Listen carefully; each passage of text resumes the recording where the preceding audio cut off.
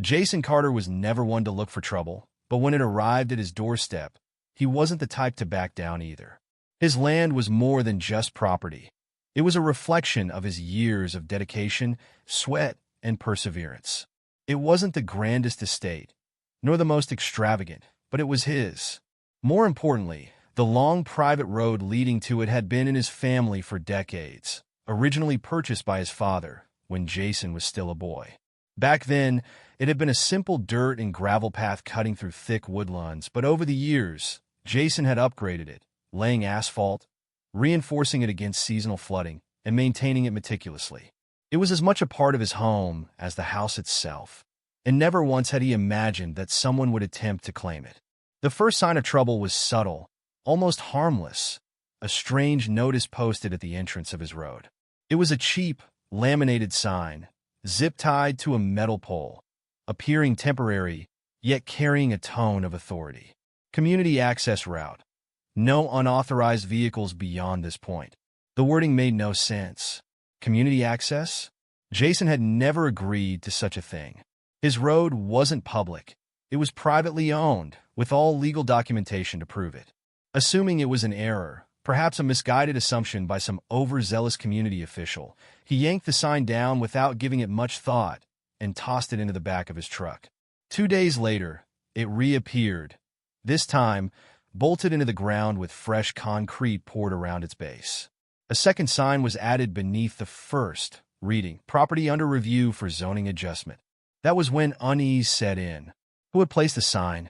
Who had the authority to decide his land was up for review without even speaking to him? Jason drove straight to the local zoning office, expecting a quick resolution, but instead, he found himself trapped in an exhausting loop of bureaucratic nonsense. The clerks at the front desk offered nothing but blank stares, flipping through paperwork without answers and directing him to a planning officer who conveniently wasn't available. When he finally reached someone by phone, he was met with an indifferent tone, informing him that a rezoning request had been filed for his road. It wasn't public knowledge yet, still in an administrative review phase, but if approved, his road would be reclassified as a shared community access way, making it subject to new regulations, including mandatory accessibility for the neighboring luxury housing development. That was when it all clicked. This wasn't a mistake. This was a coordinated effort. The name attached to the rezoning request was unfamiliar at first, Summit Crest Development, but after some digging, he uncovered exactly what he needed to know. They were one of the fastest-growing real estate developers in the region, notorious for acquiring land, manipulating zoning laws to their advantage, and transforming older properties into high-end residential projects. Their strategy was calculated. They didn't just demand land. They worked through loopholes, using bureaucratic red tape and local connections to get what they wanted. And Jason's road, his privately owned stretch of land, was the perfect shortcut for their latest project. Without it, they would be forced to construct an entirely new access route, cutting deep into their budget. With it, they could sell exclusive, convenient entry to their high-paying buyers. It was a well-thought-out land grab, disguised under layers of legal maneuvers. By the time Jason realized what was happening, the pieces were already moving against him. Notices started arriving. Formal letters from the community board, claiming that his road had been informally used by residents for years and that the rezoning was simply a formality, a necessary step for improved accessibility and safety. The language was dripping with condescension, as if he was the unreasonable one. Then came the financial pressure. Maintenance fees, arbitrary invoices for road upkeep, thousands of dollars in fabricated costs aimed at pushing him into arrears, so they could argue that he wasn't fulfilling his community obligations. And just when Jason thought it couldn't escalate further, he woke up one morning to find the first construction vehicle stationed just beyond his property line. Workers in neon vests surveying the area like it already belonged to them. Then, as if to solidify their intentions, large concrete barriers appeared at the entrance of his road. Temporary, but heavy enough to block access. The message was clear. They weren't asking. They were taking. Jason wasn't one to make rash decisions, but this wasn't something he could ignore. He took pictures, documented every notice, every interaction, and every change. He called his lawyer and prepared for what he knew would be a long fight ahead. Because this wasn't just about a road. It was about the quiet, relentless way power stripped ownership from those who didn't fight back. And Jason Carter wasn't about to let that happen. Jason had been prepared for obstacles, but what he was facing wasn't just a property dispute. It was an organized attack, carefully planned and ruthlessly executed. The legal notices, the sudden zoning changes, and now, construction crews hovering at the edges of his land, waiting for the moment they could move in. It was all happening too fast, too efficiently, like a plan that had been in motion long before he had even realized he was in a fight. He knew he had to act, and fast. His first step was gathering every piece of paperwork he had, deeds, tax records, past maintenance receipts, anything that proved his private ownership of the road. With a folder full of documents, he drove straight to the county records office, determined to put an end to the madness. But what he encountered was a level of bureaucratic resistance he had never experienced before. The clerk shuffled through his papers with disinterest, passing him from one desk to another, as if they had been trained to delay him. When he asked to speak with a zoning official, he was told that the office was currently understaffed and processing could take weeks. He pushed, demanded answers, but all he got was the same robotic response. He would need to file an appeal and wait for the board to review it. Wait? While they moved forward with their construction? While they buried him under legal technicalities and mounting pressure? Jason clenched his fists, forcing himself to stay calm. He had seen power plays before, but this was something else. This was a slow, deliberate suffocation, designed to make him give up before he even had a chance to fight. As he stepped outside the county building, he took a deep breath, trying to clear his mind. That was when he noticed it. An unfamiliar SUV parked across the street, its tinted windows reflecting the sunlight, motionless but watching. At first, he thought it was a coincidence, but as he got into his truck and pulled away, the vehicle followed. Not closely, not aggressively, but just enough to let him know he was being watched. Jason's grip tightened around the steering wheel. They weren't just trying to take his land. They were trying to break him. And that was their first mistake. Jason had barely slept. His mind replayed every interaction, every delay, every obstacle thrown in his way. He knew what they were doing, slowly boxing him in, cutting off his options until surrender was the only way out. But he wasn't wired that way. The next morning, he went through his mail, expecting another round of HOA notices. But what he found made his blood boil. A letter, stamped with official association markings, demanding thousands of dollars in unpaid community maintenance fees. Fees he had never agreed to, fees that had never existed before this mess began. It was a move straight out of their playbook, financially strangle him until he either caved or defaulted, giving them grounds to argue he wasn't maintaining his responsibilities as a property owner. He slammed the letter onto his counter, refusing to let the frustration take hold. Instead, he did what he always did, document everything. He scanned the notice, filed it with the rest of the growing evidence, and immediately called his lawyer. But before he could even step out the door, he heard it, the deep rumble of heavy machinery. His stomach dropped. He rushed outside, eyes widening as he saw the unmistakable sight of construction vehicles stationed near the entrance of his road. Workers in neon vests moved around like they had already won, measuring, marking, and preparing the ground for whatever came next. Jason's pulse pounded in his ears. They hadn't even waited for legal approval. They were moving forward as if the fight was already over. And that was when he knew this wasn't just about rezoning anymore. This was theft in broad daylight. Jason had dealt with pressure before, but this was different. This wasn't just an attack on his property. It was an attempt to erase his control over it, piece by piece. That afternoon, after documenting the illegal construction, he made a dozen calls to local officials, trying to get someone, anyone, to acknowledge what was happening. But every response was the same. The application was pending review. The work was temporary. And if he had an issue, he could file an official complaint. Useless. He was fighting an opponent that had already bought the system. His frustration boiled over as he drove back home. But when he turned onto his private road, he felt his stomach twist. Something was different. At the entrance, a new set of concrete barriers had been placed, larger, heavier than before, blocking nearly half the road. But what caught his attention most were the cameras. Two sleek, high-definition security cameras had been mounted on poles, aimed directly at the entrance to his property. His land was now under surveillance, not by the city, not by law enforcement, but by whoever was pulling the strings behind this operation. Jason stepped out of his truck, fists clenched. This wasn't about legal battles anymore. This was control. They weren't just trying to take his land. They were watching him, tracking his movements, waiting for him to break. And for the first time since this started, Jason understood. He wasn't just dealing with an HOA. He was dealing with something much bigger. Jason stood at the edge of his property, staring at the cameras, the barriers, the workers who moved with the confidence of men who knew they wouldn't be stopped.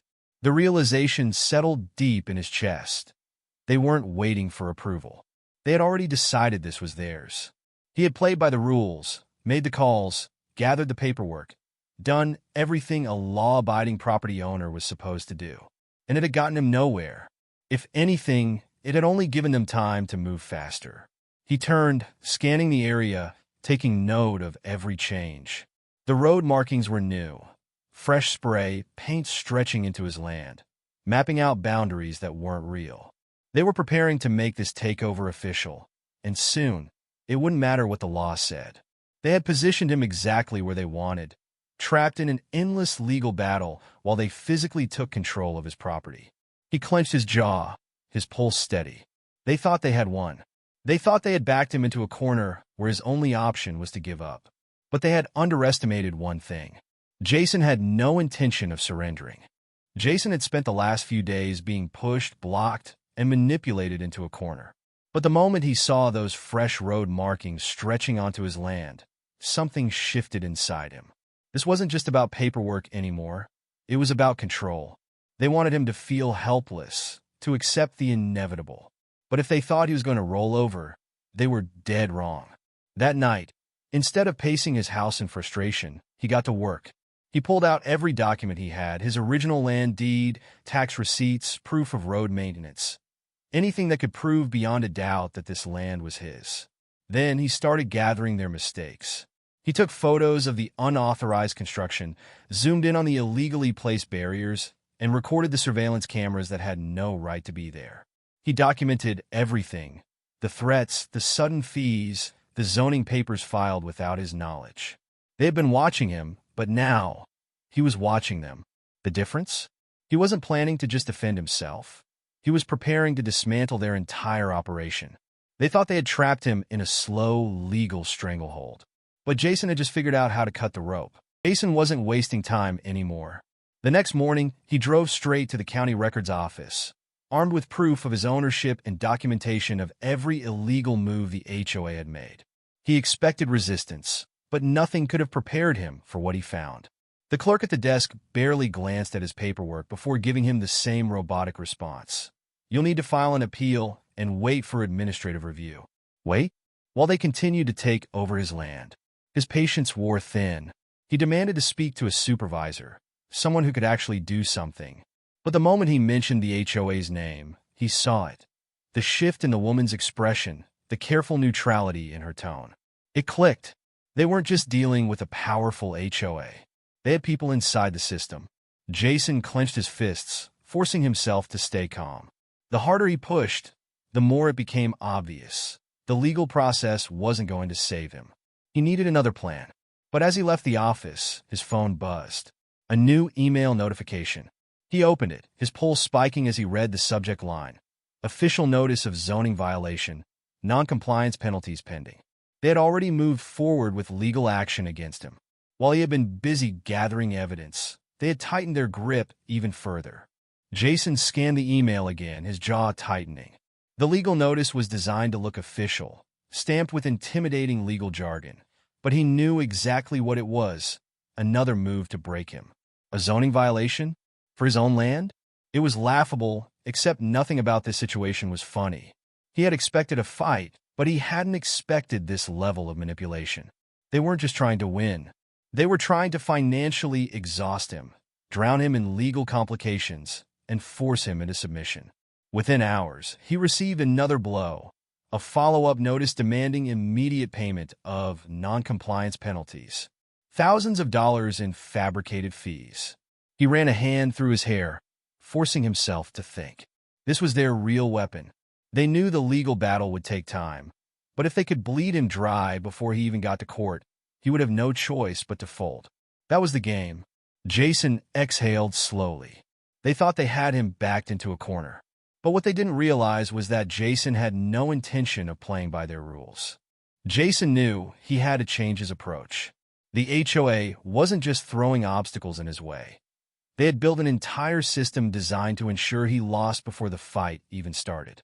Every call he made, every document he submitted, every attempt to challenge them legally, it all led back to the same response: delays, fees, and excuses. They wanted him stuck in an endless loop until he had no money, no time, and no patience left. But Jason wasn't out of options. He had spent enough time dealing with bureaucratic roadblocks to know that the real power didn't lie in paperwork. It lay in who controlled the information. That's when he started asking questions, not through official channels.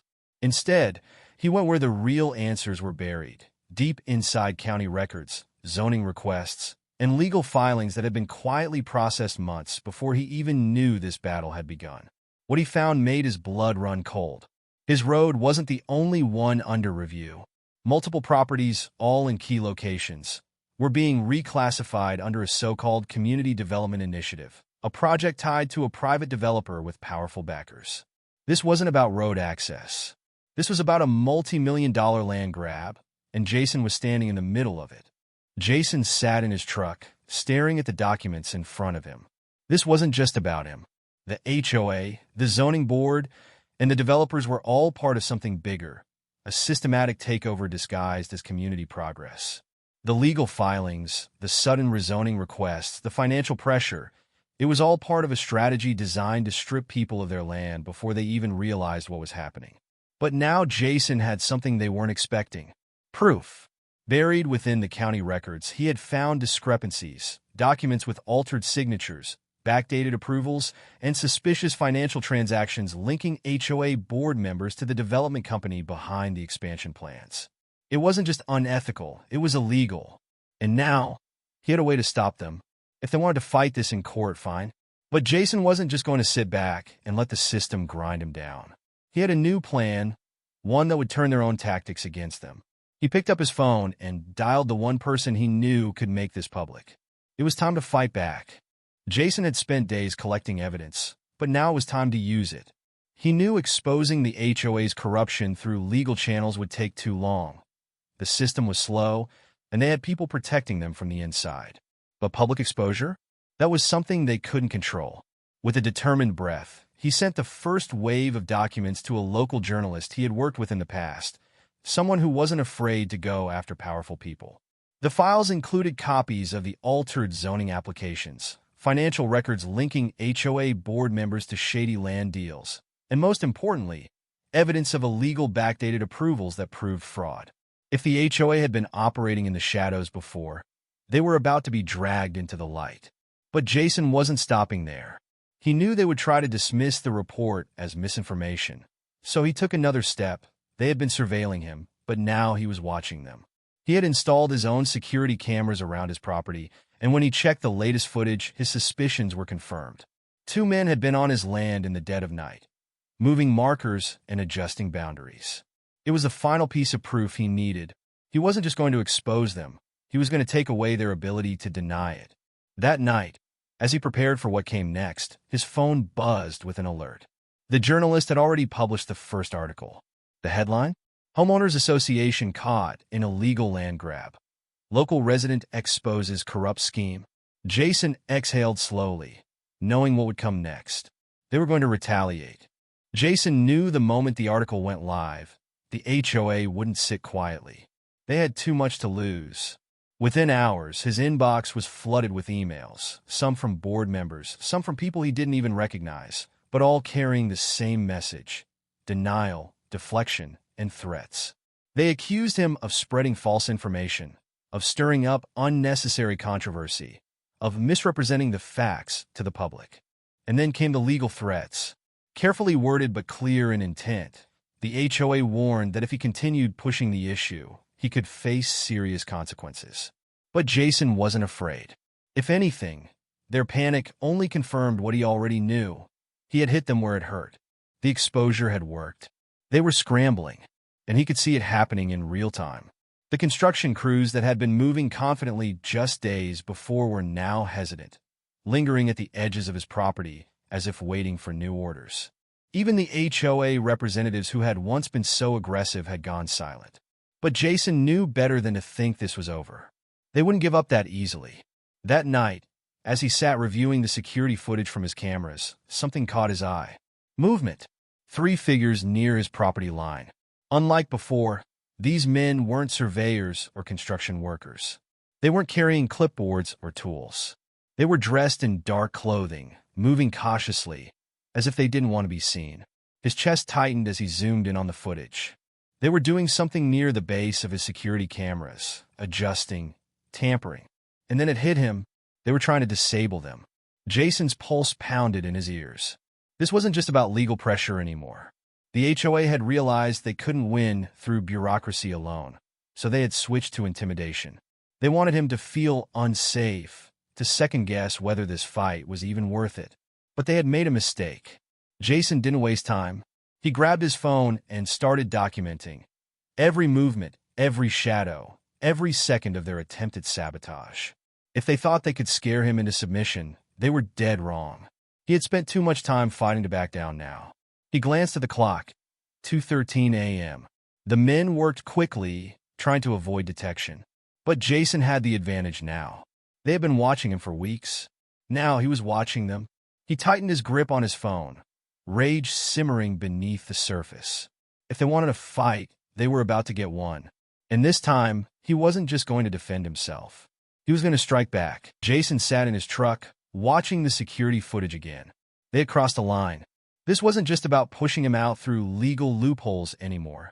They had resorted to outright intimidation. And if they thought that was going to break him, they had made a serious mistake. By morning, he was already moving. First, he compiled every piece of footage and documentation he had. The trespassing, the tampering with property markers, the unauthorized surveillance cameras, and now, their attempt to disable his security system. Then he made 2 calls. The first was to his lawyer, who was already drafting an emergency injunction to halt all construction related to the rezoning plan. The second was to a contact in the local news. The HOA had spent years keeping their corruption behind closed doors, but Jason was about to throw those doors wide open. Within hours, the impact was already showing. The legal filing meant any further construction on his road was now under review, and the footage he sent to the media was being examined for a follow-up article. The HOA had been controlling the narrative. Now Jason was flipping the script. But he wasn't done yet. That afternoon, he drove straight to the association's headquarters. Unlike his last visit, he wasn't there to argue. He was there to make it clear that they had lost control of the situation. When he walked through the front doors, the receptionist barely had time to react before he was already speaking. "I'm here to see Langford." Trevor Langford, the HOA president. The man who had signed off on every underhanded move against him. The woman at the desk hesitated, stammering something about an appointment, but Jason didn't need an appointment. Tell him he has 2 choices. Either he speaks to me now, or he reads about our conversation in tomorrow's headlines. That got her attention. Within minutes, he was sitting across from Langford, who looked as polished as ever in his expensive suit, but for the first time, Jason saw something different in his eyes. Unease. Langford leaned back, forcing a calm expression. "I assume you're here to discuss the articles?" Jason didn't bother wasting time. He placed a thick folder on the desk, the injunction papers, the evidence, the financial connections linking the HOA to the developers. "This isn't a discussion," Jason said flatly. "This is me telling you how this is going to go." Langford exhaled, shaking his head with a forced smirk. "You think one news article changes anything?" Jason leaned forward, his voice steady. "No, but the next 5 will. And the investigation that follows. And the lawsuits. And the city council hearings. And by the time I'm done, this association won't just lose control of my road. You'll lose everything." For the first time, Langford had no immediate response. He shifted in his seat, calculating, realizing that Jason wasn't bluffing. "You can back off now," Jason continued, standing up, "or you can go down with the rest of them. Your choice." The silence stretched. Jason turned and walked out, leaving the papers on Langford's desk. He didn't need to hear an answer. The HOA had made its move. Now it was his turn. Jason didn't have to wait long for the fallout to begin. The moment his legal team filed the injunction, the HOA's carefully constructed plan started to crack. The news coverage had been even more effective than he anticipated. The public was paying attention now. Calls flooded the county offices, questioning the legality of the land grab. And even some members within the HOA itself were starting to distance themselves from the situation. He had forced them into an uncomfortable position: continue fighting him and risk public scrutiny, or cut their losses and walk away. But Jason knew men like Trevor Langford didn't back down easily. They were the type to double down, even when they were losing. And he was right. Just days after their heated meeting, Jason received a new letter, one that made it clear the HOA wasn't done yet. An official notice of emergency proceedings, claiming that Jason's property was in violation of new community standards. It was vague, filled with legal jargon meant to sound intimidating, but Jason saw it for what it was: a last-ditch effort to justify stripping him of his rights. They were trying to find anything that could be used as leverage against him, even if it meant fabricating violations. Jason sighed, rubbing his temples as he read through the document. They were getting desperate. He decided to pay another visit to his lawyer. But before he could even leave his house, something caught his eye: a black SUV parked just down the road, engine running. It wasn't the first time he had seen it. For the past few days, that same vehicle had been lurking near his property, never pulling into his driveway, but never truly leaving either. He had ignored it at first, assuming it was just another HOA stunt. But now, it felt like something else. Jason reached for his phone, snapping a picture of the license plate before stepping outside. The moment he did, the SUV's brake lights flickered on. Whoever was inside had been watching him. He took a step forward, staring at the tinted windows, waiting to see if the driver would get out. They didn't. Instead, the vehicle pulled away slowly, disappearing down the road. Jason exhaled, his pulse steady. The HOA was running out of moves, and that made them unpredictable. If they wanted a final showdown, he was more than ready for it. Jason had faced a share of battles, but he had never dealt with an enemy quite like this. The HOA had played every card they had: legal loopholes, financial pressure, intimidation tactics. But now, as they reached the final stretch, they were out of options. The emergency violation notice was nothing more than a desperate attempt to buy time, to slow him down long enough for them to find a way to escape the consequences of their corruption. But Jason wasn't about to let that happen. Instead of reacting, he went on the offensive. His lawyer wasted no time drafting a formal countersuit against the HOA, citing fraud, illegal surveillance, and property tampering. He made sure that every violation, every shady deal, and every underhanded trick they had pulled was detailed in a legal document that couldn't be ignored. And then he made sure it wasn't just buried in court filings. He sent it directly to the media. Within days, the story exploded. Multiple news outlets picked it up, with headlines exposing the HOA's illegal attempts to seize private land for their own gain. Public outrage followed almost immediately. Local homeowners, who had previously been afraid to speak out, started coming forward with their own stories of being bullied, overcharged, and manipulated by the HOA. What had started as Jason's personal fight had now turned into a full-scale scandal. Trevor Langford and his board tried to do damage control. They issued public statements calling the accusations misunderstandings and misrepresentations of standard HOA procedures. But it was too late. The evidence was overwhelming, and once the public turned against them, there was no recovering. But Jason wasn't done yet. He knew that public embarrassment wasn't enough. He needed to make sure this HOA was dismantled permanently. So, he took the fight to the city council, the zoning board, and even the state's attorney general's office. Armed with undeniable proof of corruption, he pushed for a full investigation into not just his HOA, but all the connections it had with developers and local officials. What he uncovered went even deeper than he had imagined. The HOA had been working with real estate developers for years, rezoning land in strategic areas to increase property values for new developments while forcing out original homeowners. Jason's land was just one of many they had targeted. This wasn't just a rogue HOA. It was a well-oiled machine designed to erase people like him from their own property and replace them with wealthier buyers. And now it was crumbling. Under pressure from the lawsuits and the growing legal scrutiny, Langford resigned from the HOA board. One by one, other board members followed, trying to distance themselves from the scandal. But Jason wasn't letting any of them walk away clean. He pushed for criminal charges, ensuring that every person involved in falsifying zoning applications and forging approvals was held accountable. Then came the biggest victory of all. After months of legal battles, the HOA was formally dissolved.